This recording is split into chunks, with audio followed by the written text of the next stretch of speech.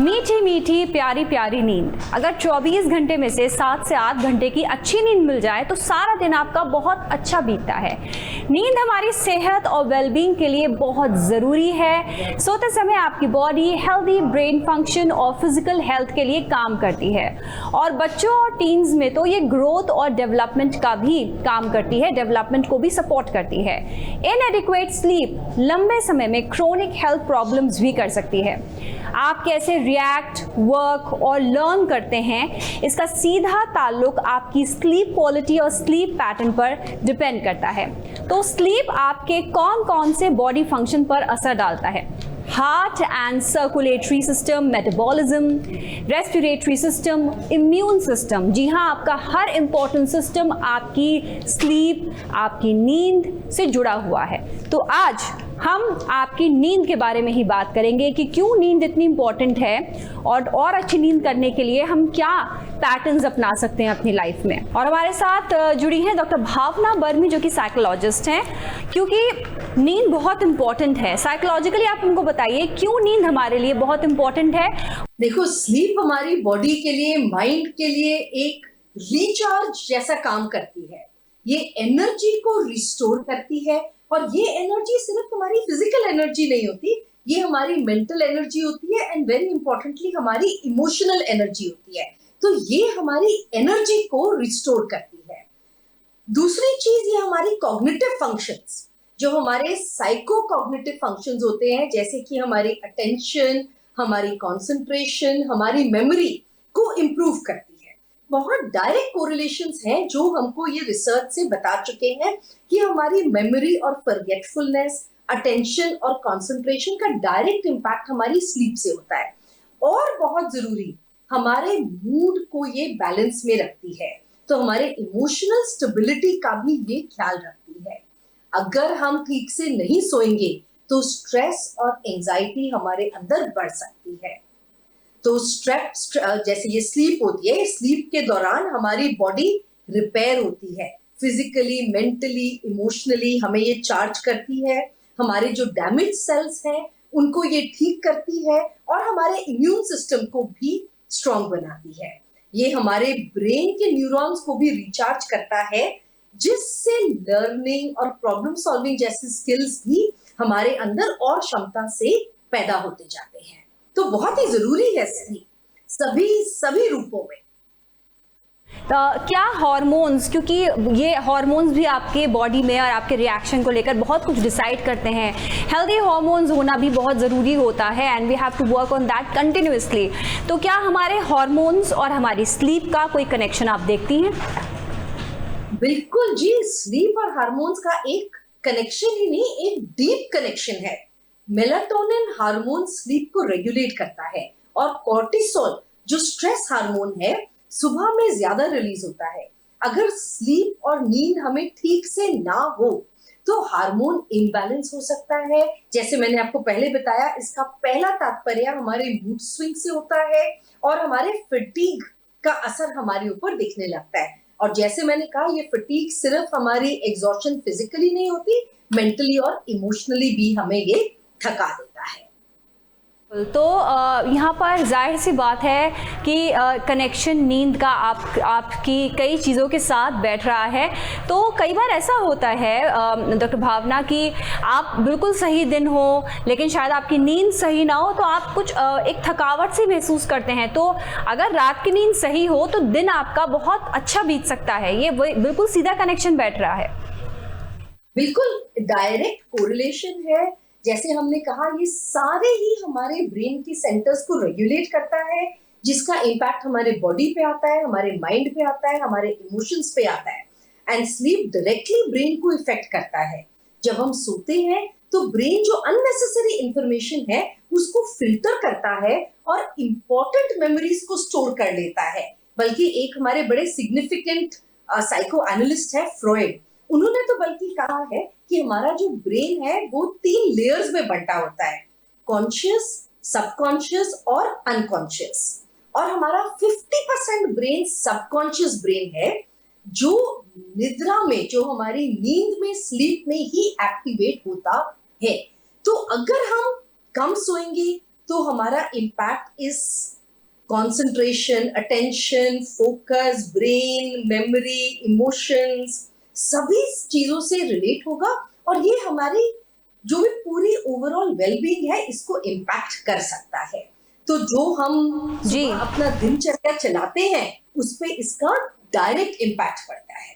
तो डॉक्टर भावना, मैं जानना चाहूँगी आपसे कि क्या ऐसा भी है, क्योंकि हमने जो चीज़ें देखी हैं कि आपकी हार्ट की जो हेल्थ होती है उससे भी कनेक्शन होता है हमारी स्लीप का?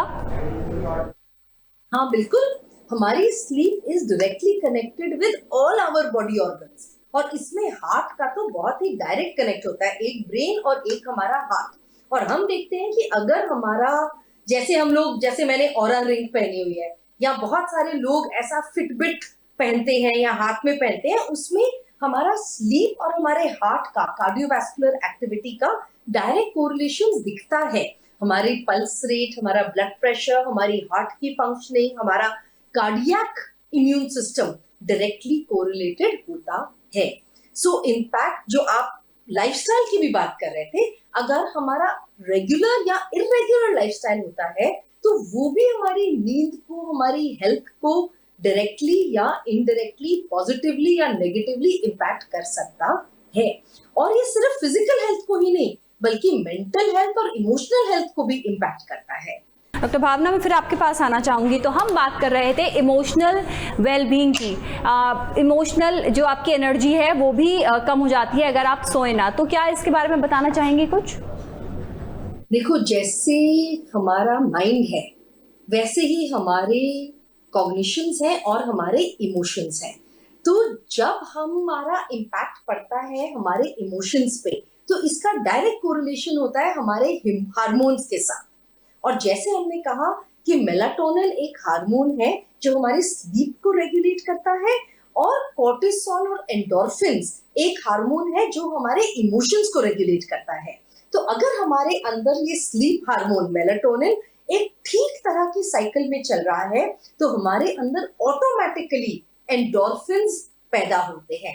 एंडोर्फिन्स होते हैं हमारे हैप्पी हार्मोन्स, ये हमारे इमोशंस को रेगुलेट करते हैं और हमारी इमोशनल स्टेबिलिटी को रेगुलेट करते हैं। तो अगर हमारे एंडोर्फिन्स में, जो हमारे ये हैप्पी हार्मोन्स हैं, इसमें इम्बैलेंस आ जाता है जिसका डायरेक्ट इम्पैक्ट हमारे मेलाटोनिन हार्मोन जो हमारे स्लीप से जागृत होता है उससे कनेक्ट हम करें तो एंडोर्फिन की कमी से मूड स्विंग्स हो जाते हैं। मूड स्विंग्स हमें एक मेंटल हेल्थ प्रॉब्लम की तरफ ले जाते हैं जिसको हम कहते हैं मेजर डिप्रेसिव एपिसोड, जिसको हम कह सकते हैं बाइपोलर एपिसोड्स, जिसको हम कह सकते हैं एंजाइटी, जिसको हम साधारण तरीके से कहते हैं टेंशन और स्ट्रेस। और इसका फिर डायरेक्ट इम्पैक्ट हमारी कंस्ट्रक्टिव रूटीन पे पड़ता है जो एक विशियस साइकिल की तरह फिर हमारे मूड को, हमारे इमोशंस को रेगुलेट करता रहता है। भावना, क्योंकि हम यहाँ पर नींद की बात कर रहे हैं, ऐसा कहा जाता है, हम सबको पता है कि 10 बजे सो जाना चाहिए। ये बात सब जानते हैं, बचपन से सुन रहे हैं कि 10 बजे 10:30 बजे आपको सो जाना चाहिए। लेकिन we should accept the reality, ज़्यादातर लोग नहीं सोते हैं, लेट खाना खाते हैं, शिफ्ट पूरी करके जाते हैं घर, आराम से थोड़ा खाना खा के टीवी देखते हैं। ये जो हम 1 से 1:30-2 बजे तक जो हम ये साइकिल खींच रहे हैं उसका हमारी नींद पर क्या असर पड़ रहा है? क्यों? और मैं यहाँ पे जॉब की बात कर रही हूँ, अगर जॉब है तो जॉब, शिफ्ट है तो शिफ्ट पूरी करनी है, तो ये लॉन्ग टर्म होता है। कुछ लोग कितने लंबे टाइम तक इवनिंग शिफ्ट ही करते हैं, ये रियलिटी है। तो इन सारे चेंजेस का आपकी नींद पर कितना असर पड़ता है? देखो, मैं कहूँगी कि जो हमारा रेगुलर स्लीप पैटर्न है ना उसको मेंटेन करना बहुत जरूरी है। पहले एक सेइंग होती थी, early to bed early to rise. ये हमारी बॉडी क्लॉक, हमारे नेचुरल सिस्टम, हमारे सनसेट और हमारे सनराइज के हिसाब से बनी हुई है। जितना हम इसके पास रहते हैं उतना ही हमारी नींद का शेड्यूल पॉजिटिव रहता है। नींद का शेड्यूल पॉजिटिव रहता है तो हमारे दिनचर्या का शेड्यूल पॉजिटिव रहता है और ये सिर्फ हमारा पॉजिटिव ही पॉजिटिव है। तो हर दिन अगर हम early to bed early to rise नहीं भी कर पाते तो हर दिन एक ही वक्त पर सोना और उठना आपकी बॉडी क्लॉक को ठीक रखता है। तो कम से कम हम ये प्रयत्न तो जरूर करें कि अगर हम 11 बजे सो रहे हैं, बेशक हम 9 बजे नहीं सो रहे, 10 बजे नहीं सो रहे, अगर हम खींच के भी 11 बजे सो रहे हैं एंड होपफुली हम जो पीएम रेंजेस हैं 12 बजे से पहले ही सो रहे हैं, तो हम अपने 7 घंटे की नींद पूरी करें। 7 प्लस माइनस 1 एक ऐसी नींद होती है जो हमें रेम और non RAM, deep and non REM sleep से लेके जाती है, जो हमारी पूरी एक स्लीप साइकिल को पॉजिटिव बनाती है ताकि हमें स्लीप का मैक्सिमम फायदा मिल सके।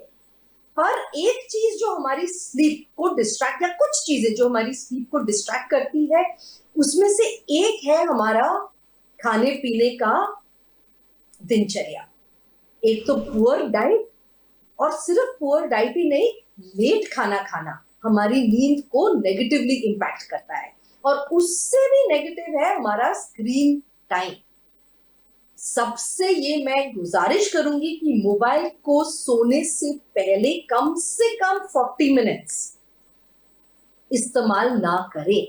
Screen time is inversely proportional to our sleep.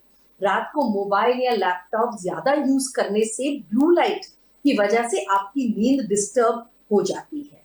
Bed time पे बल्कि रिलैक्सेशन टेक्निक्स जैसे मेडिटेशन या कोई डीप ब्रीदिंग, ऐसी चीजें आप करें, या इवन काउंटिंग बैकवर्ड्स, या पॉजिटिव सोच, या अच्छी कोई एफर्मेशन अपने दिमाग में अगर लेके आप सोते हैं, तो वो ही आपके सबकॉन्शियस माइंड में जाती है। जैसे मैंने पहले बताया, हमारा सबकॉन्शियस माइंड एक बड़ा पावरफुल माइंड होता है। जो हम इस माइंड को फीड करते हैं, पूरी रात वो माइंड वो ही अपने आसपास घूमता है, और सुबह जब आप उठते हो तो वो ही positive energy, positive affirmations, positive सोच। डॉक्टर भावना, मैं ये भी जानना चाहूंगी आपसे, क्योंकि हम नींद की बात कर रहे हैं, तो मैं चाहूंगी आप बताएं कि क्या स्टेजेस होती हैं नींद की, क्योंकि एक ऐसा मोमेंट आता है रात में जब आप बिल्कुल ही डीप स्लीप में होते हो, लेकिन जब आप सोना शुरू करते हो या 5 बजे के बाद या 4 बजे के बाद वो डीप स्लीप उतनी रहती नहीं है। तो क्या थोड़ा आप स्टेजेस के बारे में दर्शकों को बताएंगी? देखो, बहुत अच्छा क्वेश्चन है। स्लीप की हमारे पास 5 स्टेजेस होती है। एक होती है वेकिंग स्टेट, उसके बाद आता है हमारा N1, N2, N3, और फिर आती है हमारी रेम स्लीप। जो हमारी N1 और N3 होती है, इसको हम कंसिडर करते हैं जैसे कि non rapid eye movement sleep, non REM sleep. और हर एक स्टेज हमारा N1, N2, N3 हमको प्रोग्रेसिवली लेके जाता है एक डीप स्लीप की तरफ। ये डीप स्लीप हमारे लिए बड़ी जरूरी होती है।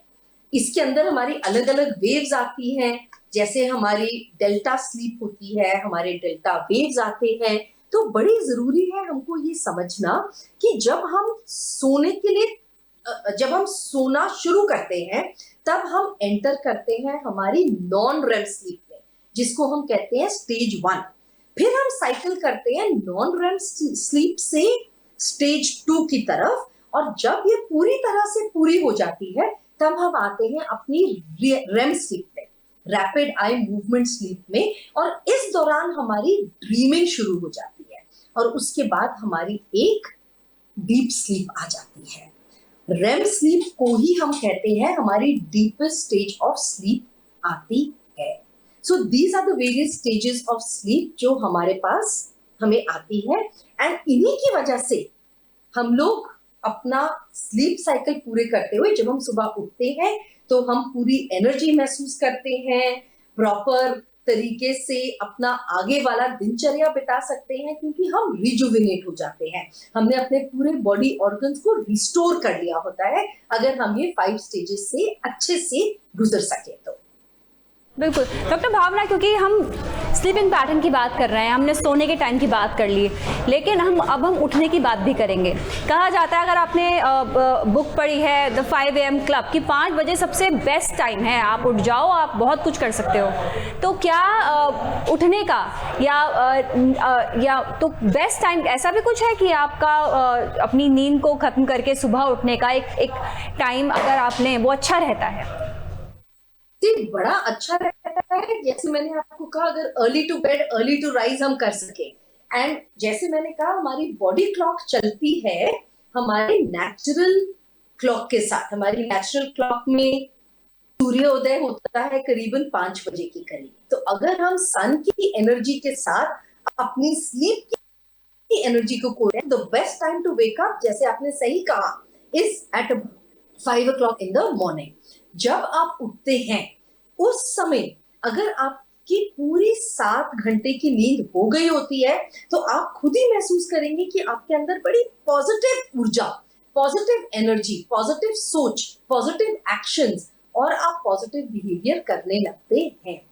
अगेन मैं कहूंगी, जैसे मैंने आपको कहा, सोने से पहले आप अपना स्क्रीन टाइम अपने से दूर रखें, अपना लैपटॉप, अपना फोन जो आजकल हमारे बड़े करीब हो गया है उसको अपने से दूर रखें।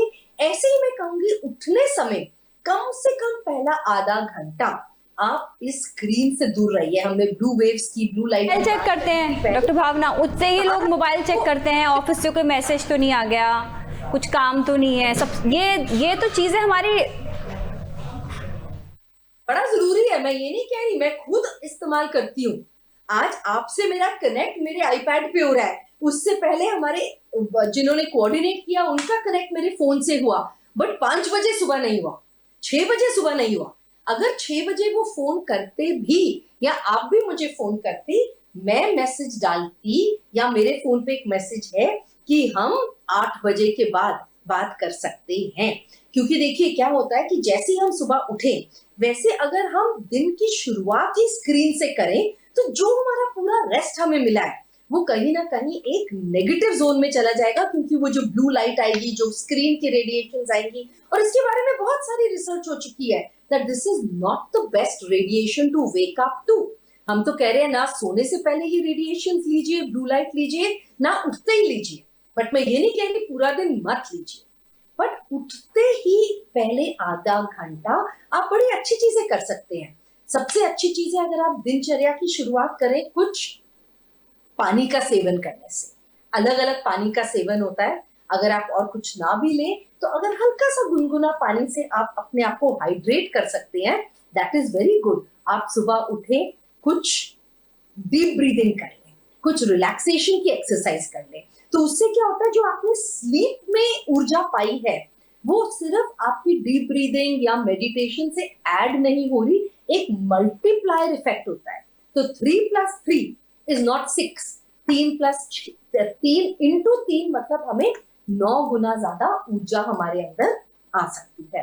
उसके बाद आपके जो करीबी लोग हैं, एक घर नाम की जो चीज है जिसके अंदर आपके ही लोग रह रहे हैं, उनसे अगर आप फोन पे एक मैसेज के बजाय सामने जाके गुड मॉर्निंग करें, नमस्कार करें, दुआ सलाम करें, तो आप देखिएगा आपका पूरा दिनचर्या एक बड़ी पॉजिटिव सोच के साथ, एक बड़ी पॉजिटिव के साथ शुरू होता है। दिन की शुरुआत अगर आप एक्सरसाइज से करें और उसके बाद जरूर आप अपना फोन इस्तेमाल करिए, लैपटॉप इस्तेमाल करिए, गाड़ी इस्तेमाल करिए, जहां जाना है वहां जाइए, बट कम से कम शुरू के जो 2 कुछ क्षण है उनको आप अपने लिए रखिए, अपने करीबी लोगों के पास रखिए, ताकि एक हैंड एंड ग्लव रिलेशनशिप की शुरुआत आपके दिन के शुरुआत से ही हो सके। बिल्कुल डॉक्टर भावना, कार्यक्रम को समाप्त करने का समय आ गया है, लेकिन एक लगातार एक हम फ्रेज सुनते हैं, स्लीप लाइक अ बेबी। हम एडल्ट्स के लिए हम चाहेंगे आप कुछ बता दें कि अगर हमको स्लीप लाइक अ बेबी करना हो, बिल्कुल ऐसी बहुत ही प्यारी सी नींद चाहिए हो, तो कुछ टिप्स अगर आप देना चाहें। देखो, एक बड़ा सिंपल सा प्रोग्राम हमने बनाया है जो हम अपने सारे पेशेंट्स, क्लाइंट्स को बताते हैं, जिसको हम कहते हैं स्लीप हाइजीन। उसमें हम कहते हैं कि जी पहले तो कम से कम 2 घंटे पहले ना आप एक्सरसाइज करो, जैसे आपके सोने का समय है जी 10 बजे, अब 10 बजे से 2 घंटे पहले 8 बजे के बाद ना आप एक्सरसाइज करेंगे, ना आप कॉफी का सेवन करेंगे, कॉफी या चाय का, ना आप अगर हो सके तो भारी खाना खाएंगे। उस समय आप अच्छे विचारों के साथ, अच्छे कर्मा के साथ अपना दिनचर्या का अंत शुरू करिए। दूसरी चीज, अगर आप सोने से पहले एक वार्म वाटर शावर ले सकते हैं, तो हाइड्रोथेरेपी के बेसिस पे पानी जब आपके सर से नीचे तक आता है तो एक बड़ी सी रिलैक्सिंग, कूलिंग फीलिंग आपके अंदर आती है।